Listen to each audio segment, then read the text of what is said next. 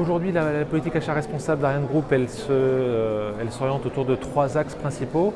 Le premier est vraiment lié à la décarbonation, notamment sur l'axe transport. La supply chain représente 70% des émissions de CO2 au niveau du groupe, donc on a des actions très précises pour diminuer cette empreinte avec l'ensemble de nos fournisseurs. Quelques sujets emblématiques qui sont en cours, notamment un bateau qui est en cours de construction, qui va servir à transporter les éléments de la fusée Ariane 6 entre l'Europe et la Guyane. Un bateau qui, contrairement à ses versions précédentes, qui était un bateau très classique, un transporteur, une barge assez classique, on est sur un bateau à propulsion hybride avec donc des voiles semi-rigides pour profiter du vent jusqu'à 30 à 40% du trajet transatlantique qui peut se faire sans utilisation de kérosène.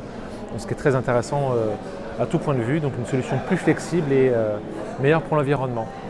Deuxième axe de la politique d'achat responsable autour des entreprises adaptées, et en particulier en local, avec un souci particulier de travailler avec des acteurs locaux, notamment les entreprises adaptées, où on a quelques beaux exemples de réussite menées avec des entreprises adaptées entre les différentes régions. Un troisième axe, plutôt lié autour de la mobilité, alors qui est porté au niveau achat, mais également avec les équipes, bien sûr, des ressources humaines, pour apporter des solutions de mobilité douce, que ce soit sur les aspects domicile-travail, mais également sur les sites. En Aquitaine, Ariane Group, ça représente à peu près 1000 hectares de sites, 3500 personnes, beaucoup de déplacements à l'intérieur des sites qui doivent être réalisés, avec une réflexion pour rendre de plus en plus douce la mobilité sur les sites. Il a été assez naturel de participer au salon Néo Business, ça avait été déjà le cas les années précédentes, sous les différentes formes.